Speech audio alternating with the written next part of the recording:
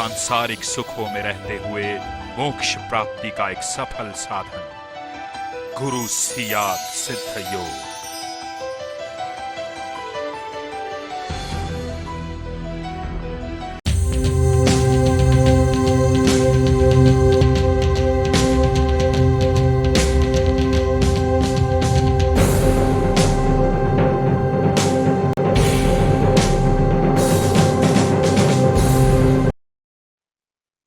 ध्यान का समय पूर्ण हुआ।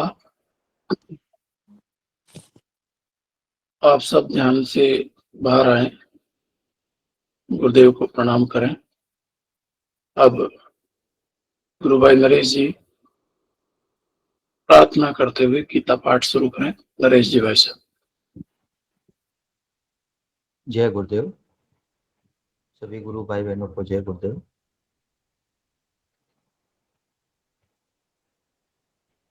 मैं प्रार्थना का उच्चारण करता हूँ, आप सभी लोग मन में प्रार्थना को दोहराएं।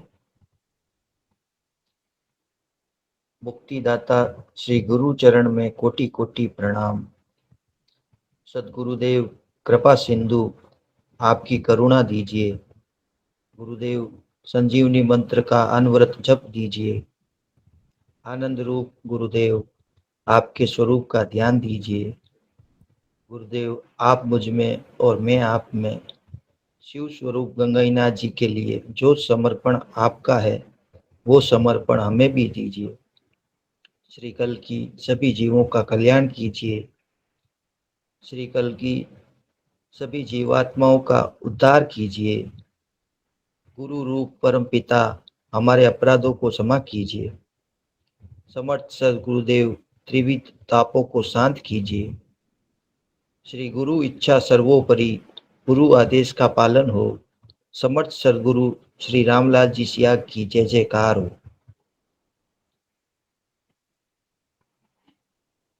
जय गुरुदेव। जैसा कि हम गीता जी के तीसरे अध्याय का अध्ययन कर रहे हैं और आज हम प्रारंभ करते हैं 35वें श्लोक से। जय गुरुदेव। श्रेयान् स्वधर्मो विगुणः परधर्मान् स्वनुष्ठितात् स्वधर्मे निधनं श्रेयः परधर्मो भयावह। अर्थात भगवान श्री कृष्ण ने अर्जुन से कहा, व्यक्ति का अपना धर्म भले ही त्रुटिपूर्ण हो, भली भांति पूर्ण किए दूसरों के धर्म से श्रेष्ठ है। स्वधर्म में मरना भी कल्याणकारी है, पर धर्म भय और संकट से भरा। तो भगवान ने तीसरे अध्याय में कर्म योग के द्वारा निष्काम कर्म योग अर्थात बिना फल की कामना किए, बिना राग द्वेष से प्रभावित हुए, बिना आसक्ति के जो है कर्म करने की प्रेरणा अर्जुन को दी। और उसी रूप में भगवान ने कहा कि जो व्यक्ति मेरे बताए मार्ग के अनुसार न चलकर स्वयं के प्रयास से बिना समझे बुद्धि के स्तर से या स्वयं मनोकल्पित सिद्धांतों से जो व्यक्ति प्रयास करता है वह सफलता प्राप्त नहीं कर सकता। इसलिए भगवान ने जो मार्गदर्शन दिया उसी के अनुसार भगवान ने कहा कि व्यक्ति का अपना धर्म स्वधर्म, स्वधर्म जो व्यक्ति का होता है, जिस भौतिक रूप से जो अर्जुन को ज्ञान दिया तो उसमें अर्जुन का जो स्वधर्म आप देखिए कि एक क्षत्रिय होने के नाते उसका स्वधर्म जो था वो युद्ध करना। अब इस युद्ध के परिणाम को देखते हुए अर्जुन ने कहा कि अगर मैं ऐसा करूंगा तो इतने लोगों का हत्या करने वाला मैं बनूंगा। तो भगवान ने कहा ऐसा नहीं है, क्योंकि तुम्हारा स्वधर्म जो है वो ये कहता है कि धर्म की रक्षा के लिए तुम्हें युद्ध करना चाहिए। तो जो हेतु है, जो लक्ष्य है वो पवित्र है और उस लक्ष्य को ध्यान में रखते हुए युद्ध में हिंसा होते हुए भी जो है उसका परिणाम सात्विक। तो हम जो प्रयास करते हैं उसमें हमारा दायित्व, हमारा कर्तव्य और हमारा जो मूल धर्म है उसको ध्यान में रखते हुए हमें कर्म करना चाहिए। सुनी सुनाई बातों से यदि हम उनको धारण करते हैं तो हम जो है हमारे लक्ष्य को प्राप्त नहीं कर सकते, हमारे कर्म को पूर्ण नहीं कर सकते। तो भगवान ने कहा कि भली भांति पूर्ण किए दूसरों के धर्म से भी हमारा धर्म जो है, जो व्यक्ति का खुद का धर्म है, वो श्रेष्ठ है। जैसे व्यक्ति की ये हमेशा एक वृत्ति रहती है कि वो अपनी तुलना दूसरों से करता है, और जो उससे उन्नत प्रयास है दूसरे व्यक्ति के, उससे जब वो व्यक्ति तुलना करता है तो वो ये समझता है कि मेरे कर्तव्य में या मेरे धर्म में कहीं ना कहीं त्रुटि है, इस वजह से मैं ये नहीं कर पा रहा हूँ। और कहीं ना कहीं वो भ्रमित होकर अपने खुद के धर्म का त्याग करने का प्रयास करता है, अपने खुद के कर्तव्य से हटने की बात करता है। और भगवान ने ये भी कहा कि स्वधर्म में मरना भी कल्याणकारी है। तो खुद के धर्म को करते हुए, खुद के कर्म को करते हुए व्यक्ति अगर मर भी जाए तो वो उसके लिए कल्याणकारी है। जैसे युद्ध के अंदर भगवान ने कहा कि अर्जुन से कि ये धर्म युद्ध है, इसमें तुम अगर मर भी जाओगे तो तुम जो है कल्याण को प्राप्त होगे। ऐसा नहीं है कि तुम जो है किसी भी प्रकार से तुम्हारा जो है पतन होगा, या तुम्हारा जो है आगे की जो यात्रा है वो अधोगमन में होगी। तो भगवान ने ये कहा कि युद्ध करते हुए जो है व्यक्ति धर्म को प्राप्त करेगा, धर्म युद्ध है ये। और पर धर्म जो है वो भय और संकट से भरा है। पर धर्म का अर्थात जो दूसरे व्यक्ति का धर्म है उससे देख के आप अपने धर्म को तुलनात्मक रूप से न देखते हुए कर्तव्य निष्ठ होके स्वयं के धर्म का पालन करना चाहिए। मूल रूप से यहाँ पे जो बात कही गई है वो इस तरह से, एक उदाहरण से हम ये भी समझ सकते हैं, जैसे कि हमारे देश की रक्षा के लिए कार्य करने वाले सैनिक जो हैं, वो जो है वो अपने धर्म का पालन करने के लिए, देश की रक्षा करने के लिए शत्रु सेना के जो सैनिक हैं उनकी अगर उन पे अगर हथियार से वार करना पड़े या उनकी जो हत्या करनी पड़े तो वो भी उनका करना श्रेष्ठ है, क्योंकि वो देश की रक्षा के लिए कार्य कर रहे हैं। तो यहाँ बात धर्म की हो रही है। भारत का सैनिक भारत के लिए अपने धर्म का पालन करेगा, और पाकिस्तान का सैनिक अपने देश की रक्षा के लिए अपने धर्म का पालन करेगा। तो दोनों अपने अपने धर्मों का पालन कर रहे हैं, वो भी अपने धर्म का पालन कर रहा है और अपनी देश का सैनिक भी अपने धर्म का पालन कर रहा है। यदि हमारे देश का सैनिक यदि इस भाव से अगर सोचने लग जाए कि मैं आज ऐसा कर रहा हूँ तो मेरे पाप को प्राप्त होऊंगा, अहिंसा कर रहा हूँ, ये कर रहा हूँ, तो ये इस तरह से अगर वो सोचने लगेगा तो वो युद्ध ही नहीं करेगा और देश की रक्षा कैसे होगी। तो प्रत्येक व्यक्ति का दायित्व जो होता है वो उसे स्वयं जो है समझते हुए उसका ही पालन करना चाहिए। दूसरा व्यक्ति किस रूप में कर रहा है वो नहीं, जिस तरह वो कर रहा है और जो उसे करना चाहिए वो उसे करते हुए उसे कार्य को पूरा करना चाहिए।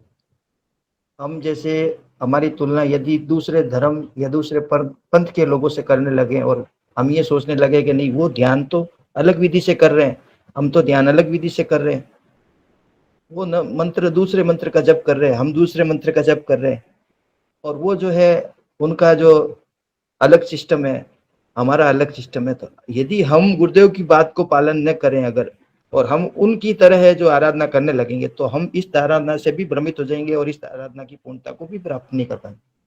तो स्वधर्म हर क्षेत्र में हमें अपने धर्म की सीमाओं को हमारे गुरु के द्वारा या जो हमारे परिवार के द्वारा, जो पहले गुरु माता भौतिक माता के रूप में, भौतिक माता पिता के रूप में, और आध्यात्मिक गुरु के रूप में जो हमारे गुरु है, या जो स्वाध्याय के रूप में जो शास्त्रों के द्वारा जो हमें प्रेरणा मिलती है कि एक पिता का क्या धर्म होता है, एक पुत्र का क्या धर्म होता है। तो भौतिक और आध्यात्मिक दोनों जीवन में जो है इसी तरह से हमें कर्म करना चाहिए जो हमारा स्वाभाविक धर्म है। अधर्म की बात नहीं की जा रही है, हमें उसको ध्यान में रखते हुए कर्म करना चाहिए, तो वो हमारे लिए हर तरह से कल्याणकारी है। आगे अथ के प्रयुक्तो यम पापम चरति पुरुषः अनिच्छनपि वर्षा वाष्णि बलादीव नियोजित। अर्थात अर्जुन ने जो है भगवान श्री कृष्ण से कहा, हे वाष्णेय, मनुष्य अपनी इच्छा के विरुद्ध भी बुराई करने के लिए किससे उकसाया जाता है? मानो किसी व्यक्ति ने बलात्कार करवाया हो। तो अर्जुन ने जो है भगवान से ये प्रश्न किया कि मतलब ऐसा क्या कारण है कि जो व्यक्ति है अपनी इच्छा के विरुद्ध, जो उसकी इच्छा है उसके विरुद्ध जाके वो जो है बुरे कर्म करता है, और उसे उकसाने वाला कौन है? ऐसा कौन है जो इसे उकसाता है कि ऐसा कार्य करो? मानो कि किसी शक्ति ने जो है उससे बलपूर्वक वो कार्य करवाया हो, उसके न चाहते हुए भी वो कार्य करवाया हो। तो हम भी ये महसूस करते हैं कि जीवन में कई बार हम सोचते कुछ है लेकिन कर कुछ बैठते हैं, आवेश में आकर, क्रोध में आके, या ईर्ष्या के कारण, या किसी भी कारण से जो है हम जो बात सोच रहे होते हैं, जो हमारा स्वाभाविक विचार होता है, उसका त्याग करके हम एकदम से ऐसी गलती कर बैठते हैं कि हम समझ ही नहीं पाते कि ऐसा क्यों हुआ।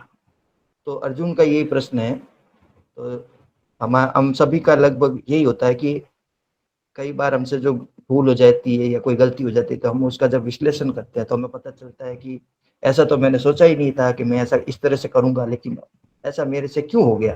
फिर हम अपने आप को कोसने भी लगते हैं, क्योंकि भारी भयंकर कोई गलती भी हो जाती है हमसे, तो हम अपने आप को सोचते हैं कि किस ऐसा क्या कारण रहा कि जो मैं ऐसी गलती कर बैठा। तो इसी तरह से अर्जुन ने भगवान श्री कृष्ण से प्रश्न किया। आगे श्री भगवान उवाच, भगवान बोले, काम एस क्रोध एस रजोगुण समुद्भव महासनो महापापमा विद्येनमी वैरिणम। अर्थात भगवान श्री कृष्ण ने अर्जुन से कहा, रजोगुण से उत्पन्न ये काम है, ये क्रोध है, अर्थात बाध्य करने वाली शक्ति जो है वो रजोगुण से उत्पन्न काम है, और काम से उत्पन्न क्रोध है। यह जो है ये अतृप्त लालसा और घोर पाप से भरा, इसको इस धरती पर सबसे घृणित शत्रु मानो। तो भगवान श्री कृष्ण ने अर्जुन से कहा कि रजोगुण से उत्पन्न हुआ काम, अर्थात कामना, इच्छा के रूप में प्रकट भौतिक वस्तु की प्राप्ति या भौतिक उपलब्धि की प्राप्ति के लिए जो इच्छा है वो काम के रूप में बताया। रजोगुण से उत्पन्न हुआ यह काम ही क्रोध है, और ये अतृप्त लालसा है, ये कभी तृप्त नहीं हो सकती। व्यक्ति की कामनाएं कभी तृप्त नहीं हो सकती, उसकी इच्छाएं कभी पूर्ण नहीं हो सकती।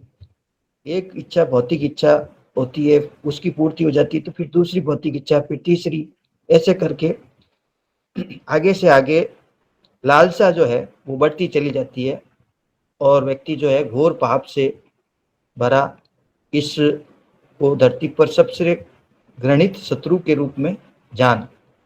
तो रजोगुण के कारण जो उत्पन्न होने वाले विकार हैं, मानसिक स्तर पे और शारीरिक स्तर पे जो वृत्तियां अपना कार्य करती है, जो हमारी इंद्रियों के द्वारा कार्य करती है, जो हमारे मन को प्रभावित करती है और जो हमारे बुद्धि को भी प्रभावित कर लेती है, जैसे बलपूर्वक हरण कर लेती है, हमारे न चाहते हुए भी जो है हमसे वो कार्य हो जाता है जो हम सोच भी नहीं सकते। तो ये जो भगवान ने बताया कि इसका कारण है रजोगुण। तो रजोगुण से उत्पन्न जो ये काम है, कामना, वो क्रोध का रूप ले लेती है। जब कामना पूर्ण नहीं होती तो क्रोध आने लगता है।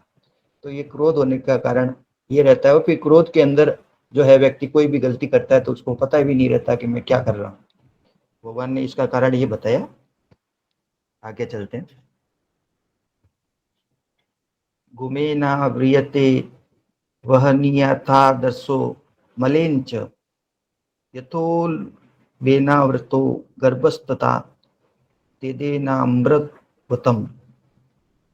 अर्थात जिस प्रकार धुएं से अग्नि और मैल से दर्पण ढक जाता है, जिस प्रकार भ्रूण गर्भाशय से घिरा रहता है, उसी प्रकार यह ज्ञान इससे अर्थात काम से आच्छादित रहता है। तो जो भगवान ने जो मनुष्य का सबसे शत्रु बताया उसे काम के रूप में बताया, जो कि रजोगुण से उत्पन्न होता है।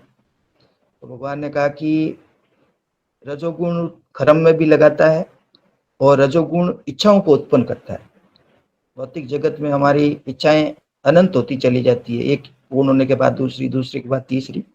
तो ये जो इच्छाएं हैं ये हमारे को हर स्तर पे प्रभावित करती है और हमारे जन्म मृत्यु का कारण बनती है। इसको उदाहरण से भगवान ने समझाया कि जैसे धुआं है, धुआं जहाँ अग्नि जलेगी वहाँ धुआं होगा। और जैसे दर्पण है, दर्पण को अगर नियमित साफ नहीं किया जाए तो वो मैल से ढक जाता है। जिस प्रकार भ्रूण, जो गर्भाशय में जो भ्रूण है, वो भ्रूण जो है गर्भाशय से घिरा रहता है, गर्भाशय के बिना भ्रूण जीवित नहीं रह सकता। तो दोनों का एक दूसरे का जो साथ है वो उसी प्रकार से है जैसे अग्नि और धुएं का साथ है। तो इस प्रकार भगवान ने कहा कि ये जो ज्ञान है, यह काम से आच्छादित हो जाता है। तो भगवान का जो कहने का अर्थ है, जैसे दिन और रात जुड़े हुए हैं एक दूसरे से, दिन है तो रात है और रात है तो दिन है, ज्ञान है तो अज्ञान है और अज्ञान है तो ज्ञान है। उसी प्रकार से इसको जो है भगवान ने समझाया कि ये जो ज्ञान है यह इससे आच्छादित करता है। तो ये हमारे अंदर जो तीन वृत्तियों में से जो रजोगुण की प्रवृत्ति है, ये हमारे ज्ञान को जो है आच्छादित कर देती है। और जिस समय रजोगुण हमारे ऊपर हावी हो जाता है तो हमारे सोचने समझने की क्षमता समाप्त हो जाती है और व्यक्ति जो है पतित हो जाता है।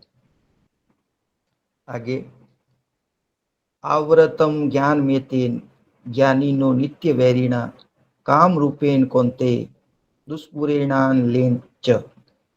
अर्थात हे कौन्ते, विज्ञजनों की नित्य वैरी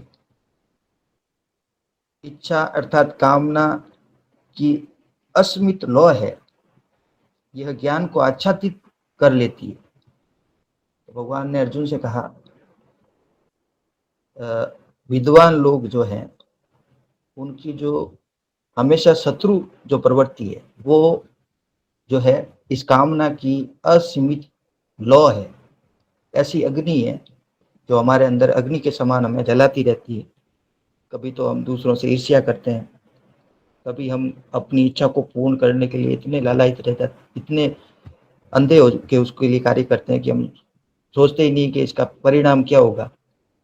तो इस प्रकार से यह ज्ञान को आच्छादित कर लेती है। ये हमारी नित्य वैरी है। ये जो प्रवृत्ति है ये हमें जो है बार बार कर्म में भी लगाती है, लेकिन उसके साथ साथ इच्छाओं को पूर्ण करने के लिए हमारी जो एक अग्नि के समान हमें जो है अंदर से जलाने का भी कार्य करती है। असीमित लौ की तरह जो है ये हमारे अंदर कार्य करती है। तो रजोगुण का प्रभाव व्यक्ति का होता है। और दुर्योधन, महाभारत का एक किस्सा याद आ गया मुझे कि जब दुर्योधन जो है युद्ध से भाग गया और सभी लगभग उसके सभी साथियों को जो है वध हो गया और पीछे कुछ कृपाचार्य जी और अश्वत्थामा और दो चार योद्धा जो थे, मुझे पूरे नाम याद नहीं है, वही बचे थे। तो दुर्योधन जो है वो तालाब के अंदर जाके छुप गया, जलाशय में छुप गया था वो। तो उसका वृतांत जब आता है तो ऐसा बताया जाता है कि उसका शरीर रोम रोम जो है जल रहा था। वो इतना जल रहा था कि उसने उसको शांत करने के लिए अपने तालाब का आश्रय लिया, जलाशय का आश्रय लिया। तो जो व्यक्ति कामनाओं में अंधा हो जाता है, जो व्यक्ति रजोगुण में इतना अंधा हो जाता है कि उसके अंदर जो है वो अग्नि के समान कार्य करती है और शरीर ऐसा जल रहा था उसका कि उसने उसको शांत करने के लिए तालाब का सहारा, जलाशय का सहारा लिया। छुपने का भी सहारा हो गया और वो शरीर की अग्नि जो है उसको शांत करने के लिए उसने जलाशय का सहारा लिया। तो ये हमारे अंदर तो नहीं है, गुरुदेव की कृपा से, हमारे गुरु की कृपा से जो है हम नाम जब और ध्यान करते हैं तो हम उन चीज़ों को उतना अनुभव नहीं कर पाते। लेकिन सांसारिक स्तर पे जो व्यक्ति है वो इन गुणों से इतना प्रभावित हो जाता है कि लोग पागल भी हो जाते हैं और वो काम करते हैं, वो अपराध करते हैं कि वो कभी समझ नहीं पाते कि किस तरह से हमने जो ये गलतियां, भयंकर भूल जो है हमारे जीवन में हुई। और कई तरह की मानसिक विकृतियां, कई तरह की जो शारीरिक समस्याएं चिंतन के कारण मनुष्य के शरीर में पैदा हो जाती है। और जैसा गुरुदेव कहते हैं कि 80% बीमारियां जो है मानसिक तनाव के कारण हो जाती है। ये तनाव का कारण जो है हमारी वृत्तियां जो हमें संचालित करती है यदि समय रहते जो है इन वृत्तियों को नियंत्रित नहीं किया गया तो जैसे जैसे आयु आगे बढ़ती है वैसे वैसे ही ये व्यक्ति के ऊपर हावी होती रहती है और विभिन्न बीमारियों का रूप ले लेती है, पतन का कारण बन जाती है। तो ये एक अग्नि के समान हमारे शरीर में कार्यरत रजोगुण जो है वो हमें बलपूर्वक जो है हमारी बुद्धि को नियंत्रित कर लेता है, हमारे व्यवहार पे जो है अतिक्रमण कर लेता है और वो जैसा चाहता है वैसा वैसे वो मनुष्य करता है। आगे,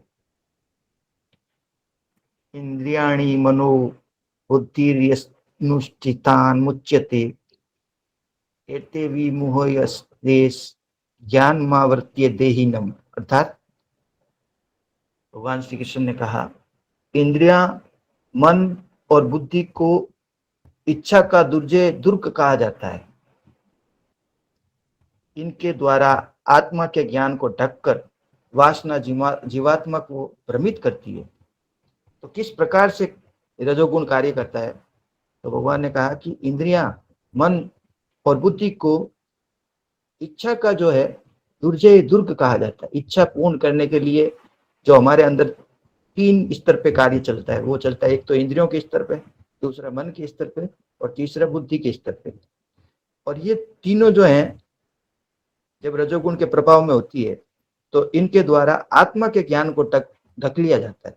जो आत्मा का ज्ञान मतलब बिना अहंकार, जो सत्वगुण की ओर हमें बढ़ने के लिए प्रेरित करता है, जो सत्वगुणी ज्ञान है, वो सारा ज्ञान जो है उसको वो जो रजोगुण से उत्पन्न हुआ ज्ञान है वो ढक देता है और हमारी बुद्धि भ्रमित हो जाती है, हमारी स्मृति लोप हो जाती है, हमारा विवेक लोप हो जाता है और जीवात्मा को भ्रमित करती है। वासना जो है जीवात्मा को भ्रमित करती है। मूल रूप से वासना जो है वो जीवात्मा को भ्रमित कर देती है और उसका पतन हो जाता है। आगे, तस्मात्त्वमिन्द्रियाण्यान्दौ नियम्य भारतसव पापमानं प्रजहि येनम ज्ञान विज्ञान नाशनम। अर्थात भगवान ने कहा, इसलिए हे भरत ऋषभ, पहले इंद्रियों को अनुशासित करके तुम इच्छा को नष्ट कर दो, जो ज्ञान और आत्म साक्षात्कार का पाप पूर्ण विनाशक है। तो महाभारत में जो भगवान श्री कृष्ण ने इस श्लोक के माध्यम से समझाया कि पहले इंद्रियों को अनुशासित करो, क्योंकि इंद्रियां जो है मदमस्त या पागल हाथी की तरह जो है वो कार्यरत रहती है और इनको अनुशासित करना बहुत जरूरी है। भगवान ने कहा कि तुम इच्छा को नष्ट कर दो, फिर तुम इच्छा को नष्ट कर पाओगे। यदि तुम इंद्रियों पर नियंत्रण प्राप्त करोगे, आत्म संयम प्राप्त करोगे, उसके बाद जो है अपनी इच्छा को समझोगे और उसे नष्ट भी कर पाओगे। जो ज्ञान और आत्म साक्षात्कार का पापपूर्ण विनाशक है। और इस तरह से जो इच्छा है, जो भौतिक इच्छा है, वो ज्ञान और आत्म साक्षात्कार की जो प्रेरणा है उसका नाश करने वाली है। एक दूसरे से विरोधी भावनाएं हैं। तो ये विरोधी ज्ञान है और इसमें जो है सत्य ज्ञान को जानना, सत्य ज्ञान को समझने के लिए इंद्रियों पे नियंत्रण, इंद्रियों पे अंकुश बहुत अनिवार्य है। जिन जिन कार्यों से इंद्रियों के द्वारा हम जो है प्रभावित होते हैं, उन उन कार्यों से या उन उन आदतों से या उस चिंतन से या उस दृश्य से हमें अपना आप को दूर करते हुए और मन ही मन नाम जप और ध्यान, जो हमारा समय और हमारा चित्त जो है सात्विक कार्य में लगाते हुए, सात्विक चिंतन करते हुए हम जब जो है आराधना करेंगे तो हम अपने इंद्रियों पर को अनुशासित कर पाएंगे और हमारा जो वास्तविक आंतरिक विवेक है उसे हम धारण कर पाएंगे। तो ये जो महाभारत में जो भौतिक इच्छा या कामना जिसे कहा गया है वो तत्व के रूप में, दुर्योधन के रूप में कार्य करता है। तो एक तरफ अर्जुन है, एक जीवात्मा जो गुरु के प्रति समर्पित होकर गुरु से मार्गदर्शन प्राप्त करके आराधना कैसे करनी है, क्या करना है, आराधना करने के लिए प्रेरित है। और दूसरी ओर वो व्यक्ति है जो एक ऐसी सेना का नेतृत्व करता है जो भौतिक इच्छा से प्रेरित है। दुर्योधन जो है एक ऐसे व्यक्तित्व के रूप में, एक ऐसे तत्व के रूप में कार्य करता है जो रजोगुण से प्रेरित है और अहंकार का संरक्षण प्राप्त एक योद्धा है। भीष्म पितामह अर्थात अहंकार के रूप में, ये अहंकार जो है उसके मूल में है। तो ये सारी एक सेना, एक तरफ जो हमारे अंदर सात्विक प्रवृत्ति है और एक तरफ हमारे अंदर तामसिक और रासिक प्रवृत्ति है। तो ये प्रवृत्तियां, इस तरह से उनका आंतरिक युद्ध हमारे अंदर चलता है और ये सारा ज्ञान विज्ञान उसी रूप में कार्य करता है। जिस तरह से घटनाएं बाहरी जगत में महाभारत के समय घटी, उसी तरह जो है ये तत्व के रूप में हमारे अंदर दिन प्रतिदिन हमारे अंदर हमारे आराधना काल में घटित होती है। और हमें किस प्रकार से भगवान ने सावधान किया, किस प्रकार से प्रेरणा दी कि हमें किस रूप में ज्ञान को समझना चाहिए, कार्य करना चाहिए। तो जो घटनाएं सूक्ष्म रूप से हमारे अंदर घटती है, उन घटनाओं को भौतिक जगत में एक युद्ध के रूप में दर्शाया गया। तो बड़ा दिव्य ज्ञान है हमारे दर्शन का, और इसकी सीमा और इसकी क्षमता जो है हमारी बुद्धि से परे है, क्योंकि सनातन धर्म जो है दिव्य है, अलौकिक है। और लोग जो है इसे एक कहानी के रूप में देखते हैं, लेकिन वास्तव में ये कहानी प्रतिदिन हमारे जीवन में घटित होने वाली कहानी। तो ये यात्रा जो है बड़ी दिव्य है, और जो योग करता है वो इसे जान सकता है, आंतरिक चक्षु के द्वारा इसे अनुभव कर सकता है, आंतरिक स्तर पे इसे जो है समझ सकता है। आगे, इंद्रियाणि परायुवाणुन्द्रियेभ्यः परम मनः मनसस्तु परा बुद्धियो बुद्धि परतस्तु सह। अर्थात इंद्रियों को जो है भौतिक शरीर से श्रेष्ठ कहा जाता है, मन को इंद्रियों से श्रेष्ठ समझा जाता है, बुद्धि मन से श्रेष्ठ है, परंतु वह जो आत्मा है वो बुद्धि से भी अति श्रेष्ठ है। भगवान ने जो है अर्जुन को समझाया कि किस प्रकार से जो एक विचार हमारे अंदर जो है हमें प्रभावित करता है, वो किस तरह से जो है हमें जकड़ता है, या किस तरह से हमें उसे समझना चाहिए कि ये कैसे कार्य करता है। तो भगवान ने बताया कि जो इंद्रियां हैं वो हमारे भौतिक शरीर से शक्तिशाली है। हमारा जो शरीर है, संपूर्ण रूप से जब हम अपने शरीर को देखते हैं तो इसमें जो कर्मेंद्रियां और ज्ञानेंद्रियां जो है वो हमें कर्म करने की भी प्रेरणा देती है और कर्म को समझने की भी प्रेरणा देती है।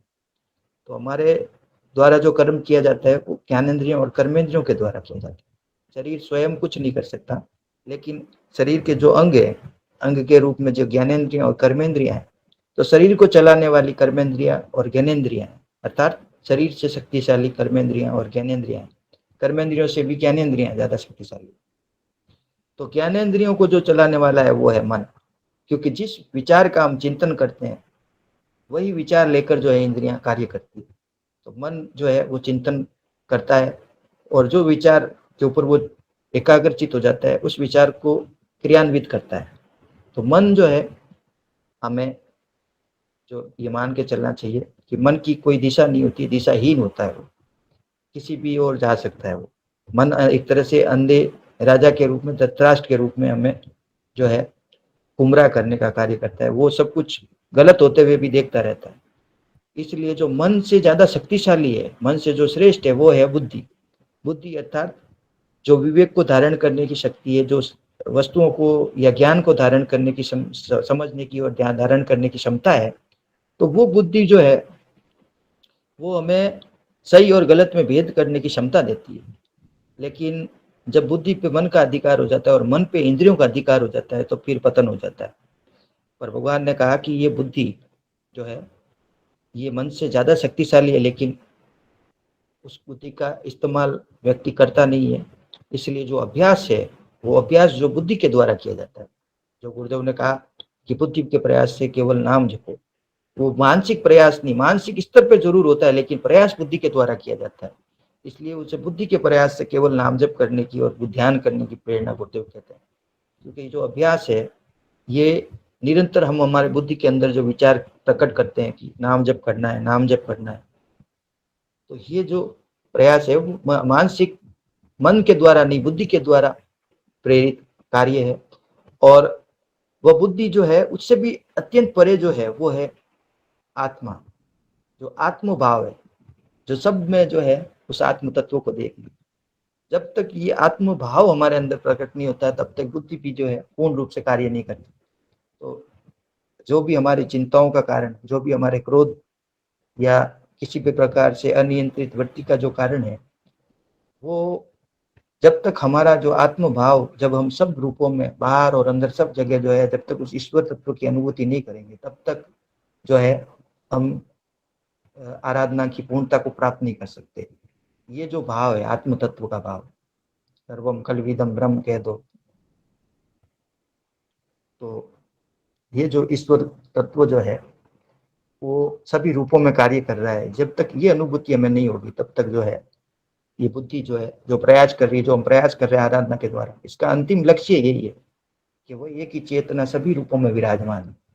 ये आत्मभाव श्रेष्ठ है और आत्म तत्व जो है वो अति श्रेष्ठ है। आज के लिए बस इतना ही। जो कुछ भी हमने पढ़ा, जो कुछ भी हमने सुना, सब गुरुदेव के चरणों में समर्पित। जय गुरुदेव। सभी गुरु बहन भाइयों को जय श्री गुरुदेव। पूज्य गुरुदेव की दिव्य लेखनी हम जो पढ़ रहे हैं उसका शीर्षक है मंत्र का रहस्य। गुरुदेव ने लिखा है, मंत्र विद्या हमारे देश में आदिकाल से चली आ रही है। शब्द से सृष्टि की उत्पत्ति के सिद्धांत पर ही हमारे ऋषियों ने मंत्रों की रचना की है। शब्द ब्रह्म से पर ब्रह्म की प्राप्ति का हमारे दर्शन का सिद्धांत पूर्ण रूप से सत्य है। यह हमारे दर्शन का उच्चतम दिव्य विज्ञान है। मंत्र विद्या का पतन नकली गुरुओं के कारण हुआ। बिना गुरु दीक्षा के कोई मंत्र सिद्ध हो ही नहीं सकता। गुरुदेव लिखते हैं, मेरे माध्यम से जो परिवर्तन मानवता में आ रहा है मात्र मंत्र शक्ति का ही प्रभाव है। शब्द ब्रह्म से पर ब्रह्म की प्राप्ति के ही सिद्धांत को मैं पूर्ण सत्य प्रमाणित कर रहा हूं। लोग कहते हैं विज्ञान के इस युग में मंत्र की बात केवल अंधविश्वासी लोग ही मानते हैं।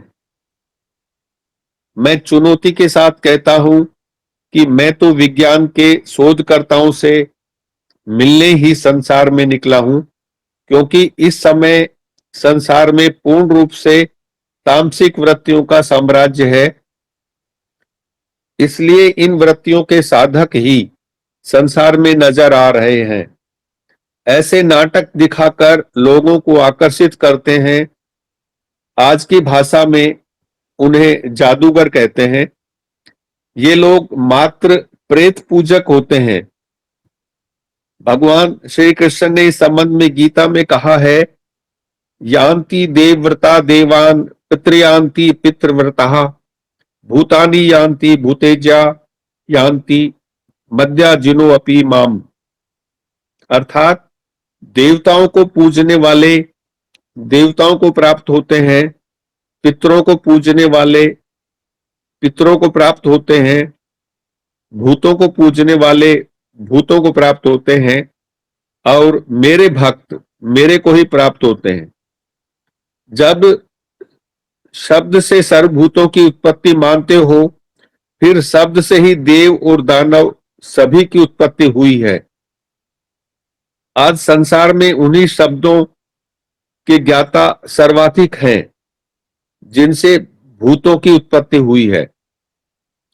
यही कारण है कि परा मनोविज्ञान पर शोध करने वाले पश्चिम के शोधकर्ताओं को ऊर्ध्व गति से अधोगति की तरफ ढकेलने वाली शक्तियों का बिल्कुल ही ज्ञान नहीं है, जबकि इनमें रात दिन का अंतर है, क्योंकि आज उनके पास बैप्टाइज्ड विद द घोस्ट के ज्ञाता ही पहुंचे हैं। जब उनके पास baptised with the Holy Ghost के ज्ञाता पहुंच जाएंगे, तभी वे लोग अपने कार्यों में पूर्ण सफलता प्राप्त करेंगे, क्योंकि भौतिक विज्ञान ऊर्ध्वगमन कर रहा है। अतः ऊर्ध्वगमन कराने वाली शक्तियां ही भौतिक विज्ञान का सही सही पथ प्रदर्शन कर सकती हैं। आज ऊर्ध्व गति वाली शक्तियों का ह्रास होने के कारण ही हमारे दर्शन को प्रमाणित करने की स्थिति में नहीं हमारे दर्शन को प्रमाणित करने की स्थिति में नहीं है। हमारा दर्शन मानव का विकास गीता में वर्णित 13वें अध्याय के 22वें श्लोक एवं पतंजलि योग दर्शन के कैवल्य पाद के 34वें श्लोक में वर्णित स्थिति तक कर देता है।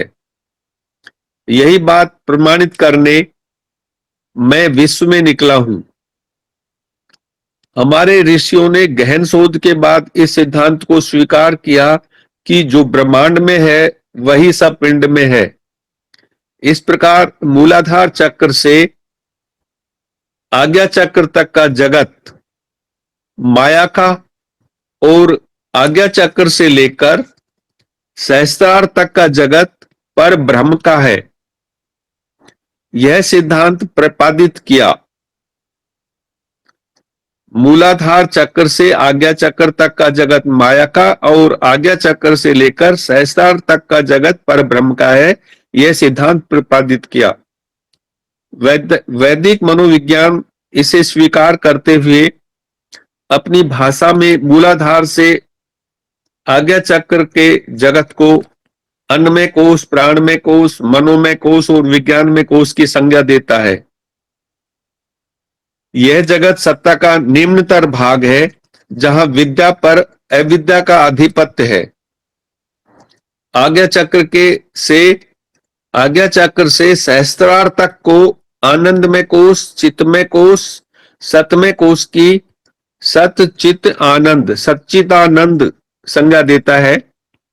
यह सत्ता का उच्चतर अर्ध है जिसमें अविद्या पर विद्या का प्रभुत्व है। इस जगत में अज्ञान, पीड़ा या सीमा का नाम नहीं है। सभी गुरु बहन भाइयों को जय श्री गुरुदेव। आज हम इतना ही पढ़ेंगे, इसका शेष भाग कल पढ़ेंगे। सभी गुरु बहन भाई को पुनः जय श्री गुरुदेव। गुरु बहन बबीता जी, स्वागत है आपका। जय गुरुदेव, जय दादा गुरुदेव सभी को। गुरु भाई, दो शंका है मन में। एक तो आप जो आज स्वधर्म का पाठ पढ़ा रहे थे हमें, तो जो हमसे जाने अनजाने चींटियों की हत्या हो जाती है, लाल चींटियों की बहुत सारी चींटियाँ लग गई तो हम क्रेजी लाइन लगाते हैं, या फिर बाथरूम वगैरह धोते हैं तो उसमें जो सूक्ष्म जीवाणु हैं उनकी मृत्यु होती है। तो ये सारे इस तरह के जो छोटे जीवाणुओं की जो हत्या होती है हमसे जाने अनजाने, वो कौन से कर्म की श्रेणी में आते हैं, मतलब उनकी गति क्या है। और एक प्रश्न ये है, शंका है मन में कि जैसे अभी बड़ी वाली बेटी की शादी होने वाली है, तो बेटी मांगलिक है तो टिप्पणी लंबे समय से मिला रहे हैं हम, स्पेशली मैं ही। तो जब और सारी चीज़ें छूट गई है, सभी जगह गुरु के प्रति संपूर्ण समर्पण भाव आ गया है, तो यहाँ टिप्पणी मिलाना और टिप्पणी के अकॉर्डिंग फिर आगे बढ़ना, ये मेरे गुरु के संपूर्ण समर्पण में कहीं कमी ही दिखाता है ना गुरु भाई। इन दो बातों का समाधान कीजिए। जय गुरुदेव, जय दादा गुरुदेव। जय गुरुदेव जी। श्री अरविंद ने दो बातें कही है। एक तो कहा है कि सबसे पहला जो मनुष्य के लिए जो सिद्धांत होता है वो होता है self preservation is the first law of nature. प्रकृति का प्रथम नियम जो है वो ये कहता है कि आत्मरक्षा, यदि हम हमारी खुद की रक्षा नहीं कर पाते तो वो सबसे बड़ा अपराध है। वहीं दूसरी ओर श्री अरविंद ये कहते हैं कि प्रत्येक जीव, चाहे वो वनस्पति के रूप में है या चाहे वो एक छोटे से छोटे जीव के रूप में है, वो सभी आत्मधारी जीव हैं, जीव रूप में विचरण करते हैं।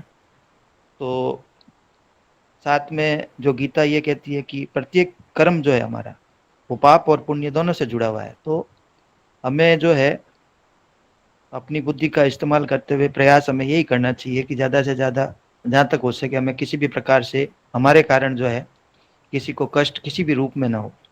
लेकिन फिर भी जहाँ हमारी सीमाएं समाप्त हो जाती है और जहाँ हमारे खुद के संरक्षण की बात आ जाती है, जब तक जहाँ हमारे खुद के बचाव की बात आती है, तो वहाँ पे हम जो भी कार्य करते हैं वो उचित होता है।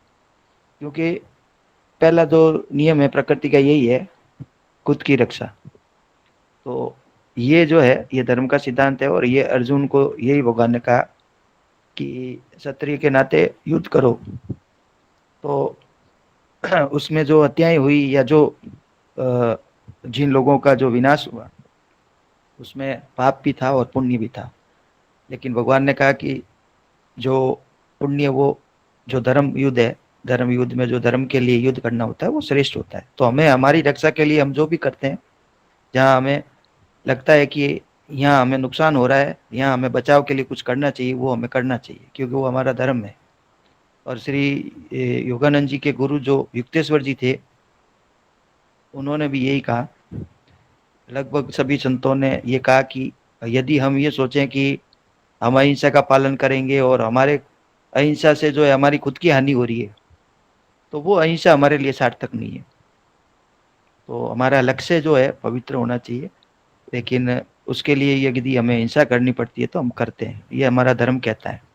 इसलिए जो भी हम कार्य करें उसमें विश्लेषण करके हम उस कार्य को करेंगे तो हमें जरूर गुरु कृपा से प्रेरणा मिलती है कि इस कार्य को कैसे करना चाहिए। और आराधना करने के उपरांत स्वयं ही हमारी जैसे जैसे स्थिति उन्नत होती जाती है, हमारे विचारों में शुद्धता आ जाती है, हमारे को जो है ऐसे प्रकृति के रहस्य पता चलने लगते हैं, तो समस्याओं के मूल में जाके हम समाधान करने लगते हैं। तो ये जो धीरे धीरे हमारे अंदर जैसे जैसे विकास होता है वैसे वैसे होता है।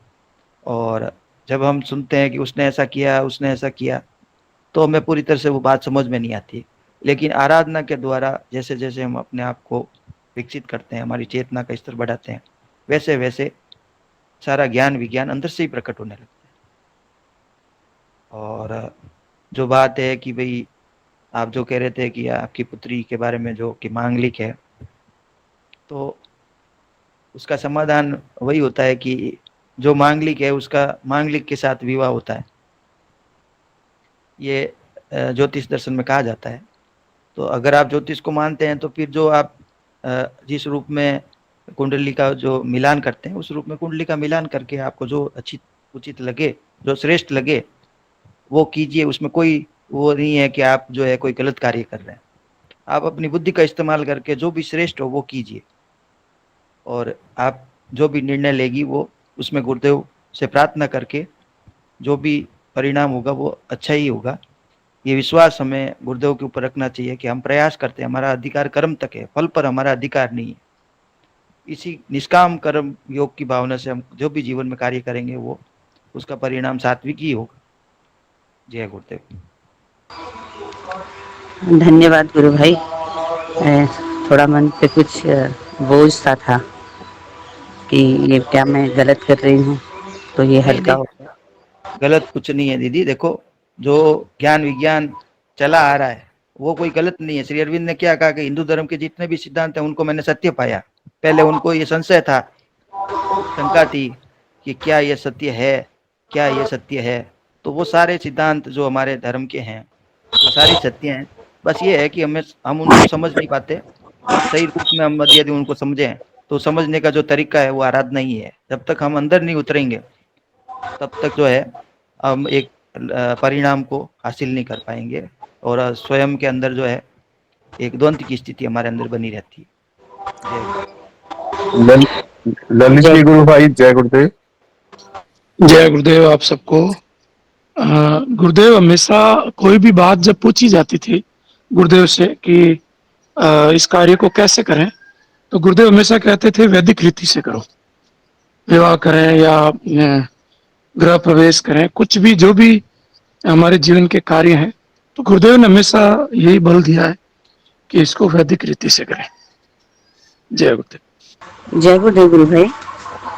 तो एक इसी के साथ रिलेटेड एक प्रश्न फिर और भी निकल कर आ रहा है कि जो फिर हम जैसे पहले मैं पितरों का तर्पण किया करती थी, और जैसे अभी इस बार जो पितरों का जो दिन आया था, दिवस आया था, उसमें अंतर्मन से पितरों के प्रति भावना थी, जो अर्पण करना था वो था। लेकिन जैसे पितरों का जो तर्पण होता था, मतलब मेरे मेरे द्वारा गुरुदेव के प्रति इतना समर्पण होने के बाद में अब सब कुछ अंतर से आता है।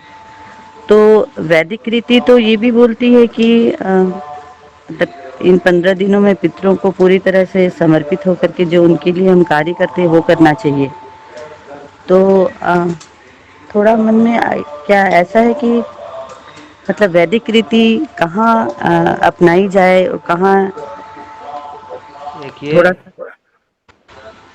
इसमें ऐसा है कि आम व्यक्ति जो होता है वो ये सोचता है कि वो पितरों की पूजा करे या उनको भगवान के रूप में देखे, या ऐसा समझे कि जो है उनकी पूजा की जाए निरंतर घर में, या जो है वो उनको श्रेष्ठ मानते हुए उनकी आराधना करने लगते हैं, उनको जो है पूजा अर्चना करने लगते हैं, उनकी धारणा करने लगते हैं। वो गलत होता है। पितरों के प्रति हमारा सद्भाव होना चाहिए, लेकिन हमें प्रार्थना तो ईश्वर से ही करनी होती है। ईश्वर से बड़ा कोई नहीं है, क्योंकि उनका कल्याण करने वाले वो परमपिता गुरुदेव के रूप में जो है उनसे हम प्रार्थना कर सकते हैं। और जो भी कार्य हम करते हैं उनके निमित्त जो अर्पण या तर्पण करते हैं, उसको जो है ईश्वर के चरणों में समर्पित करते हैं, ईश्वर की वेदी पर जो है उसको निमित्त करते हैं, अर्पण करते हैं। तो परिणाम जो होता है वो, जैसे भगवान ने कहा कि जो कर्म है वो 3 प्रकार के हैं, श्रद्धा भी 3 प्रकार की है।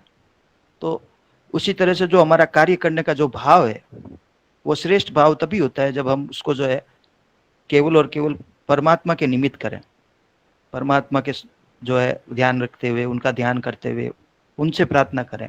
इसका एक उदाहरण मिलता है कि द्वापर युग में जब भगवान श्री कृष्ण मथुरा में थे, तो उस समय वहाँ पे जो है इंद्र की पूजा होती थी वर्षा के लिए। तो वर्षा के लिए जो इंद्र की पूजा लोग इसलिए करते थे कि अगर इंद्र को कुछ नहीं किया गया तो वर्षा नहीं होगी, और वर्षा नहीं होगी तो धन दान नहीं होगा, धान्य नहीं होगा और धन भी नहीं होगा। तो लोग जो है वो इंद्र के प्रकोप से जो है, कुपित प्रकोप से उसको शांत करने के लिए यज्ञ भी करते थे और इंद्रदेव से प्रार्थना करते थे। तो भगवान ने जो है उस सिद्धांत को तोड़ते हुए सब लोगों से मना किया कि आप लोग जो है अब इंद्र की पूजा नहीं करेंगे, आप तो अब जो है गोवर्धन की पूजा करेंगे। तो गोवर्धन की पूजा करने के लिए इसलिए कहा क्योंकि गोवर्धन जो है वो तुम्हें सब कुछ देता है, तुम्हारे जो सब इच्छाओं का पूर्ति करने वाला है, लेकिन तुम जो है इंद्र की पूजा करते हो। तो भगवान ने कहा कि जो इंद्र है वो अहंकार के कारण जो है वो अपने आप को भगवान मान बैठा, और तुम भी जो है उससे डर के जो है उसकी पूजा करते हो। तो डर के और प्रकोप से बचने के लिए हम किसी व्यक्ति या किसी की भी पूजा करते हैं तो वो गलत है, वो हमें पूर्णता नहीं दे सकता। भगवान ने कहा है कि मैं सबका स्रोत, मूल स्रोत मैं हूँ, मेरे से सब देवता या जो शक्तियां हैं वो मेरे से शक्ति ग्रहण करके तुम्हें फल के रूप में देती है। तो उनका आदि मैं हूँ और उनका अंत भी मैं हूँ। तो सारे जो जगत पे दृश्यमान शक्तियां हैं या अदृश्य रूप से कार्य करने वाली जो शक्तियां हैं, उनका मूल स्रोत जो है वो भगवान श्री कृष्ण है, अर्थात वो आत्म तत्व है। तो हमें जो है पूर्ण रूप की पूजा करनी चाहिए। जो पूर्ण रूप, पूर्ण ब्रह्म है वो भगवान स्वयं श्री कृष्ण है, अर्थात गुरु के रूप में जो गुरु का आदेश है वही सर्वोपरि है। इसीलिए गुरुदेव कहते हैं कि जो मैंने मंत्र दिया है वो कृष्ण, राधा और कृष्ण का मंत्र है, और ये अपना आप में पूर्ण मंत्र है। इसके द्वारा जब हम जप करते हैं तो ये जो भी बाहरी यज्ञों में, जो वेदों में वर्णित यज्ञ हैं, उनसे जो फल प्राप्त होते हैं वो सारे के सारे फल इस एक मंत्र के जप से प्राप्त हो जाते हैं, क्योंकि ये हमारी पूर्ण आराधना है। और पूर्ण आराधना तभी होती है जब हमारे इष्ट भी पूर्ण हो। तो हमारे जो इष्ट हैं वो भगवान श्री कृष्ण के रूप में, जो हमारे मंत्र के रूप में है, उनकी जब हम आराधना करते हैं तो पूर्ण आराधना है। बाकी सब आराधनाएं अधूरी है। भगवान ने इसलिए कहा कि जो पितरों को पूजता है वो पितरों को प्राप्त होता है, जो भूतों को होता है, भूतों को प्राप्त होता है। तो हम जब हमारे घर में से कोई परिवार का सदस्य चला जाता है तो हम उसको ये समझने लग जाते हैं कि ये भगवान है, और भगवान के रूप में लोग उसकी पूजा करने लगते हैं, तो वो गलत है। उनके निमित्त, उनके कल्याण के लिए हम कोई प्रार्थना करते हैं तो वो गलत नहीं है।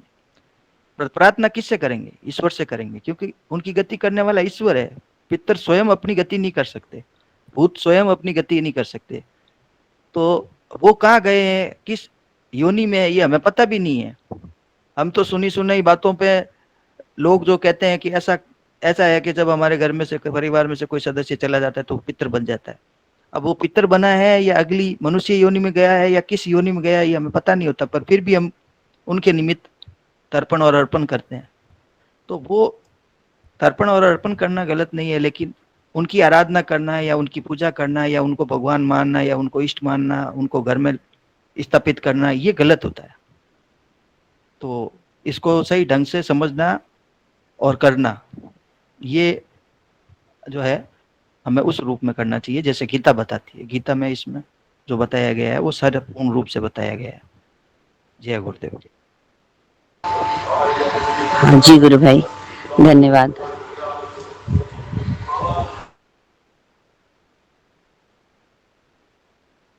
अन्य कोई गुरु भाई बहन के कोई जिज्ञासा हो, कोई प्रश्न हो? गुरु बहन ने जैसे रखा और गुरु भाई ने बहुत ही सुंदर तरीके से हम सबको ज्ञान प्राप्त हुआ। भास्कर गुरु भाई, जय गुरुदेव। जय श्री गुरुदेव गुरु भाई। तो मतलब जैसे आज महर्षि अरविंद के बारे में थोड़ा पूछना था, तो मतलब नरेश जी गुरु भाई ने महर्षि अरविंद से ही प्रारंभ किया, अच्छा लगा। तो एक जगह पे होता है कि कल से मन में आ रहा था कि महात्मा गांधी को लेके, मतलब जो महात्मा गांधी का जो विचार होता है, मतलब जो मतलब भगवत गीता के साथ मतलब उनका जो विचार होता है, non violence is the greatest virtue. दूसरा चीज है कि सबसे ज्यादा जो आकर्षित करते हैं, an eye for an eye will make the बॉल ब्लाइंड। मतलब अगर आप किसी व्यक्ति आपको नफरत करते हैं, आप उससे नफरत करने लगोगे, तो ये ठीक नहीं, उचित नहीं होता। मतलब महात्मा गांधी को लेकर बहुत बड़ा, मतलब महात्मा गांधी तो पूरा विश्व में बहुत प्रसिद्ध थे। मतलब नेल्सन मंडेला भी उससे प्रभावित हुआ था। मतलब तो 27 साल जेल में रहा था। तो हालांकि मतलब आलोचक भी बहुत हुए, मतलब क्योंकि एक जो महान व्यक्ति कहीं ना कहीं एक होता है कि कहीं ना कहीं उनपे होता ही है, कोई दाग धब्बे होता है। मतलब ऐसा नहीं होता कि इंसान में कुछ नहीं होता। मतलब इंसान में तो वही होता है, इंसान में तो मतलब कमियां तो होगी ही, मतलब हर व्यक्ति में। मतलब भर भर के कमियां पड़ा है, मेरे पे कितना कमियां है मुझे खुद भी पता नहीं, ज्यादा बहुत कमियां है। तो हर चीज मतलब तो एक जगह पे मैंने देखा था कि महर्षि अरविंद को आज तक क्यों नहीं पहचान पाया लोग। मतलब इतना कम लोग, मतलब सीमित अवस्था में पहचानते। आज भी जितना व्यक्ति से मिला, मतलब जितना भी जैसा बहुत लोगों से मिला, तो यहाँ का जो सिर्फ डीसी सर ने, एसपी सर ने मतलब इसको बात कहा, महर्षि अरविंद, हाँ उन्होंने कहा। तो मतलब महर्षि अरविंद, हाँ उन्होंने कहा। बाद में पता चला कि वो बहुत धार्मिक व्यक्ति थे, धार्मिक इंसान थे। तो क्या ये मतलब जो शायद मतलब महर्षि अरविंद और क्या मतलब महात्मा गांधी में कुछ विचार नहीं मेल खाता क्या गुरु भाई? जैसा होता है कि उन लोगों का विचार अलग है या कोई ऐसा चीज है? क्योंकि जितना भी महात्मा गांधी का विचार आया है वो भगवत गीता से आया है। और मैंने जिंदगी में ये इसको मतलब बहुत पहले से भी मतलब जो इसका जो विचार रखते आए हो कि महात्मा गांधी से लेकर बहुत प्रेरित था।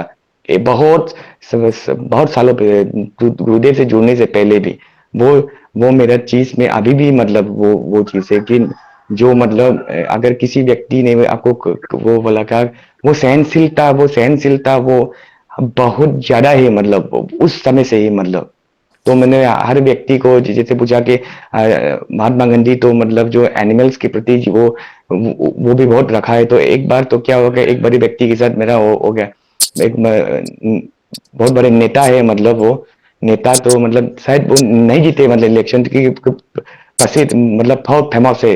तो क्या है कि वो क्या होते वो मैंने एनिमल का लेदर का जो मतलब बैग्स ले रहा था। तो मतलब मैंने उसको वो बताया कि मतलब ये एलवी लुई विटॉन का बैग है, ये तकरीबन $1.5 लाख का पड़ेगा। तो मैंने कहा कि आपको क्या लगता है ये चीज में आपको लेना चाहिए क्या? क्योंकि ये मरी हुई जानवर से तो नहीं बना है, ये मारा जाता है। इस चीज को पहले मारना पड़ता है।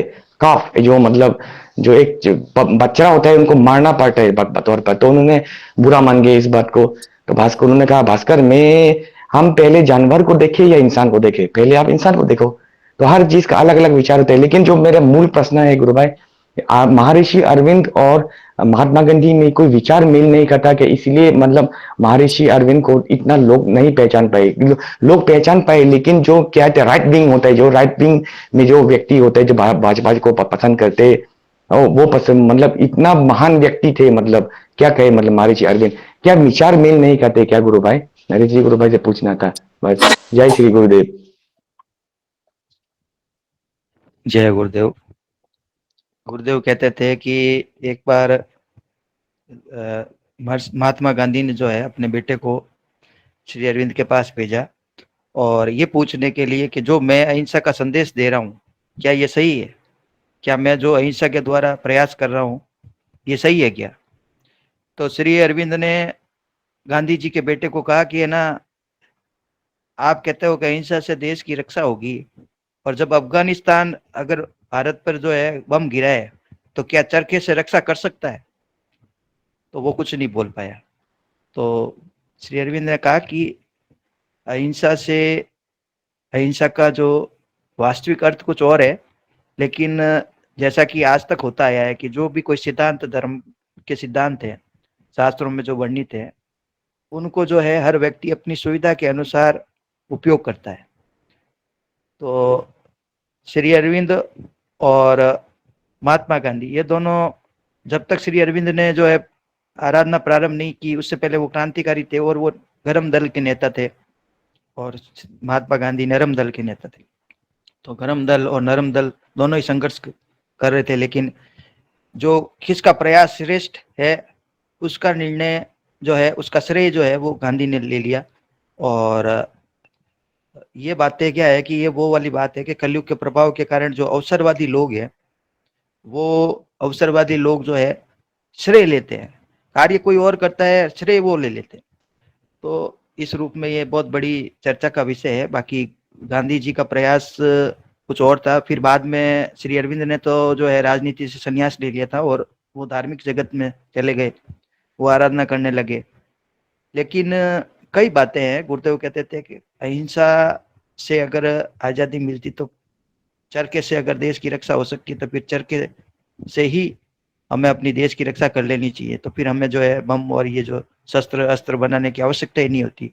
अहिंसा से अगर राज्य मिलता तो फिर अर्जुन को ही मिल जाता, तो उनको तो वनवास मिला, अज्ञातवास मिला, भगवान राम को भी वनवास मिला। तो सच्चे लोगों को, सदाचारी लोगों को जो है सत्ता से दूर कर दिया जाता है और सत्ता जो है अवसरवादी लोगों के पास चली जाती है। तो आज से आज तक जो है कलयुग में ये हमें देखने को मिलता है, ज्यादा रूप में देखने को मिलता है। ये बहुत बड़ी चर्चा है, इसके ऊपर तो जितनी चर्चा करो कम है, लेकिन वास्तविकता यही है कि जो व्यक्ति चालाक चतुर लोग जो होते हैं वो हर जगह जो है अपना साम्राज्य स्थापित कर लेते हैं, और जो सच्चे लोग होते हैं वो जो है गुमनामी की जिंदगी जीते हुए अच्छे कार्य में लगे रहते हैं। तो ये श्रेय की होड़ है, और प्रयास कोई और करता है और श्रेय कोई और लेता है। तो इसमें तो अब हम सब जानते ही हैं कि आंतरिक रूप में गांधी के प्रयास क्या थे और श्री अरविंद के प्रयास क्या थे। तो नेताजी सुभाष चंद्र बोस के प्रयास क्या थे। 1942 में श्री अरविंद ने बताया कि 1942 में जो है क्रिप्स मिशन आया था भारत। तो ब्रिटिश सरकार ने एक मिशन भेजा भारत के क्रांतिकारियों के पास, जिसमें मुख्य रूप से नेहरू और गांधी थे नेतृत्व करने वाले कांग्रेस कमेटी के। सरदार पटेल भी थे, लेकिन उनकी कोई सुनते नहीं थे। तो गांधी जी के पास जो ब्रिटिश सरकार ने कमीशन भेजा उसमें ये प्रस्ताव रखा गया कि जो है हम आपको आजादी देने के लिए तैयार हैं, आपकी शर्तें मानने के लिए भी तैयार हैं। तो उस समय जो है श्री अरविंद ने जो है अपने एक शिष्य को जो वहां भेजा नेहरू के पास, और बोला कि ये जो मिशन प्रस्ताव जो लेके आ रहे हैं उस प्रस्ताव को आप स्वीकार कीजिए क्योंकि ये हमारे देश के हित में है। लेकिन उन्होंने जो है उस प्रस्ताव को स्वीकार नहीं किया अपने अहंकार के कारण, और 1947 में 5 साल बाद जो है देश को आज़ादी मिली, और वो भी खंडित आजादी मिली, दो टुकड़ों में मिली, विभाजन के साथ आजादी मिली। तो उस समय वो है अखंड भारत आजाद होने के लिए प्रस्ताव था, उसमें कोई तरह का जो है भारत के टुकड़े होने की बात नहीं थी। लेकिन क्रिप्स मिशन को जो है इन्होंने श्री अरविंद के कहने पर भी स्वीकार नहीं किया। तो ये आंतरिक बातें हैं, अंतर में जो स्थिति कुछ और होती है, बाहरी जगत में लोगों को पता नहीं होता है कि हुआ क्या था। तो ये जो हमारे साथ जो हुआ वो बुरा ही हुआ कि भारत और पाकिस्तान का विभाजन हो गया, और श्री अरविंद की बात मान लेते तो उस टाइम में जो है भारत के टुकड़े भी नहीं होते। जय गुरुदेव।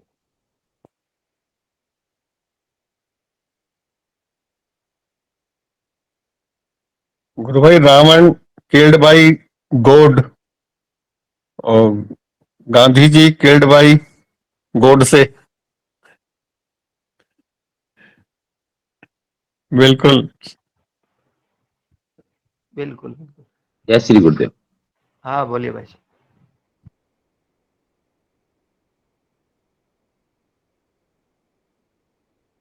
बोलिए अमर सिंह जी।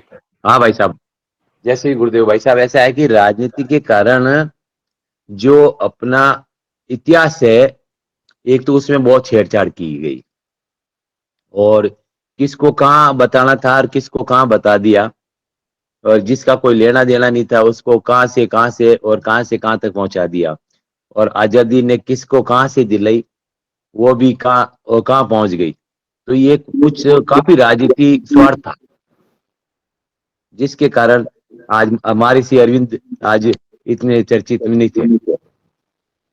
तो ये सब राजनेताओं का काम है, और अपना इतिहास बहुत गलत लिखाया गया है, दिखाया गया है। आज टीवी में दिखा रहे हैं, जो भी दिखा रहे हैं, तो हम लोगों को काफी सालों से भ्रमित हो रहे थे, और अब धीरे धीरे देखो गुरुदेव की कृपा है और लोगों को सही जानकारी मिल भी रही है। जय श्री गुरुदेव। विजया गुरु बहन ने हैंड रेज किया है, रतन जी ने भी किया है जो। जय गुरुदेव। विजया गुरु बहन, जय गुरुदेव। मैं एक निवेदन करूंगा, एक मिनट दीजिए ना। एक निवेदन करूंगा कि हम लोग विषय से ज्यादा भटकाव नहीं करें, इस पे काफी डिस्कशन हो चुका है, तो हम लोग वापस अपने विषय पे, मूल विषय पे आ जाएं। जय गुरुदेव। रतन जी गुरु भाई। हाँ गुरु भाई, मैं ललित जी गुरु भाई की भावना को ध्यान में रखते हुए बोलूंगा। इस मुद्दे पे हमें ज्यादा विस्तार से नहीं जाना चाहिए, लेकिन ये है कि अपना ये मंच नहीं है प्रॉपर, लेकिन जो है वो काफी विडंबनापूर्ण रहा था कि भारत पतन के दौर से गुजर रहा था, और जब पतन के दौर से गुजर रहा था, जब हमारा पतन होता है तो वो शक्तियां राज करती हैं जो नहीं करनी चाहिए। अब भारत का उत्थान है तो धीरे धीरे सब कुछ स्पष्ट होके रहेगा और क्लियर होके रहेगा। कौन गलत था कौन सही था मैं नहीं बोलूंगा अपनी तरफ से, लेकिन स्पष्ट होके रहेगा। महर्षि अरविंद की जो आवाज दबाई गई, उनको जो पर्दे के पीछे रखा गया, अब वो पूरी दुनिया के पर्दे पे आएंगे, और वो लोग दुनिया के पर्दे पे चमकेंगे जो वास्तव में सही थे। जय गुरुदेव। जय श्री गुरुदेव गुरु भाई। तो मतलब विजय दीदी जो अमेरिका से जुड़े थे, मतलब उनका तो एक दो दिन पहले बहुत बात होता था, मतलब उनका जो बीमारी है वो मतलब बहुत ज्यादा हो गया है। तो मतलब उन्होंने कहा कि मतलब मुझे कॉल करके कहा, बताए इस बात को, बहुत विस्तार से बताए, क्योंकि बहुत ज्यादा बीमार है, मतलब स्पॉन्डिलाइटिस को लेकर 6 साल से आराधना कर रहे हैं। तो मतलब क्या हो सकता है कि गुरु बहन के लिए एक प्रार्थना कर सकते हैं क्या गुरु भाई? बहुत अच्छी बात है भास्कर भाई, आपने बहुत अच्छा बोला, और बहुत ज्यादा बीमार है बिल्कुल बिल्कुल बहुत अच्छी बात कही आपने। कैलाश जी भाई साहब, सबको 15 सेकंड के लिए प्रार्थना करवाएं। कैलाश जी भाई साहब। जय गुरुदेव सभी को।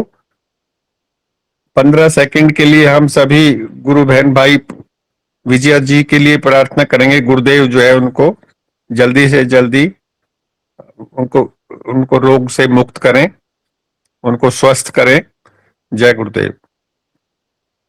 अमित जी गुरु भाई, जय गुरुदेव। जय गुरुदेव। आप लोगों का बहुत बहुत धन्यवाद एंड आभार। गुरुदेव का बहुत बहुत आभार, मेरे लिए आप लोगों ने प्रार्थना की। जय गुरुदेव। जय गुरुदेव। पीके सिंह जी गुरु भाई आमंत्रित हैं गुरु वंदना के लिए। जय गुरुदेव। जय गुरुदेव आप सभी को। जय दादा गुरुदेव। जय श्री कल्की भगवान। गुरु समान कोई नहीं, को न पाता पार। जीवन सरल बनाए के खोले 10वां द्वार। गुरु कृपा से साधना, गुरु कृपा से ध्यान, गुरु कृपा से हरि भजन, गुरु कृपा से ज्ञान। गुरु कृपा से हरि भजन, गुरु कृपा से ज्ञान।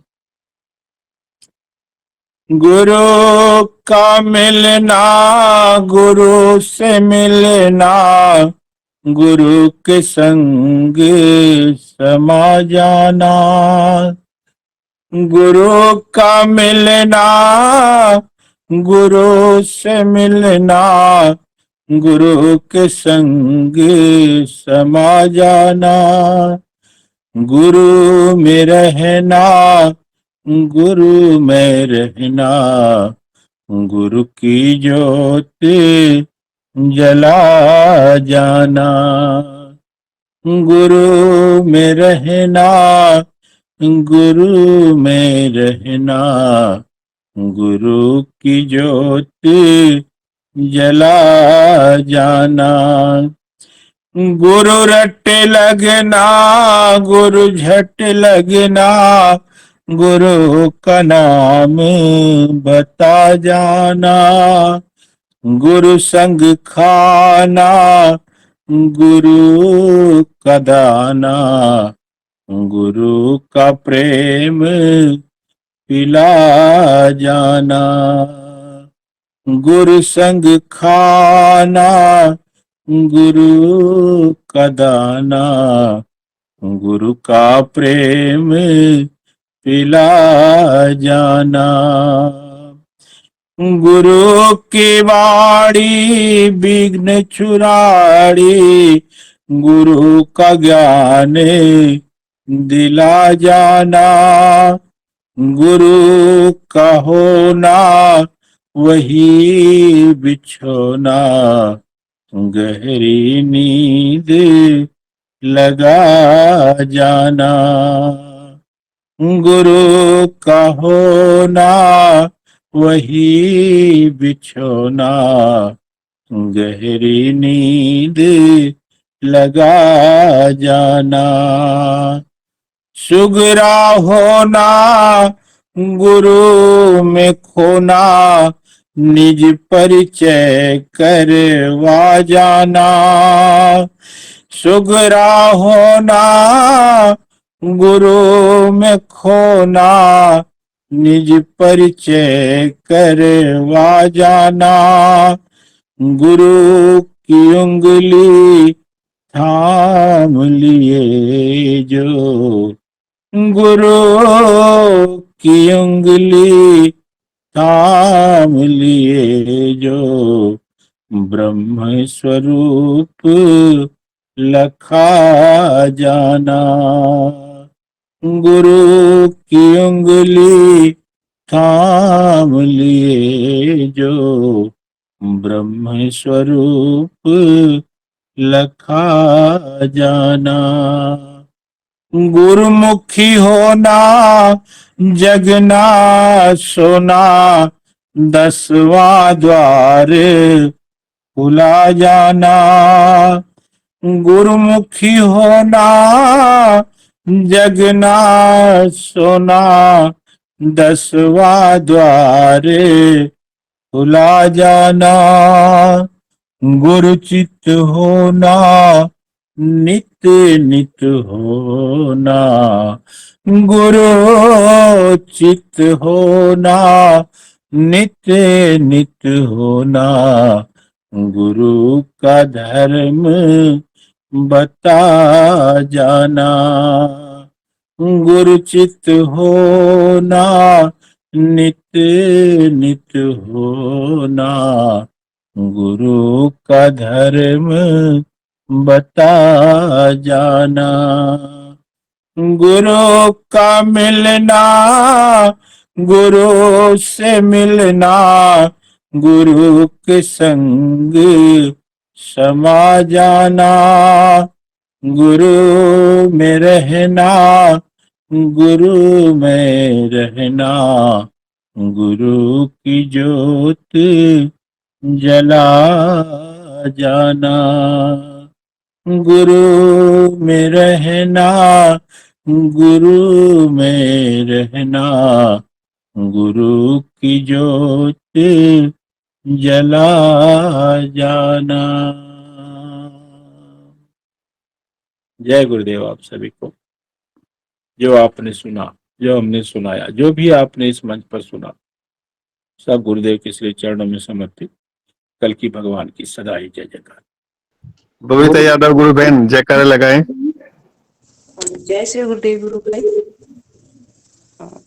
गुरुदेव की दिव्य चेतना सभी में से जगत व्यापी हो, जगत के कल्याण के लिए कल की भगवान की जय हो।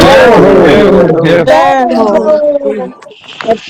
गुरुदेव रामलाल जी साहब, जय बाबा गुरुदेव नाथ जी महाराज की जय हो।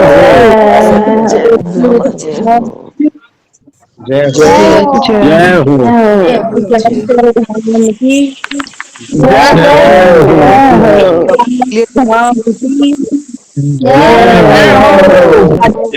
धाम की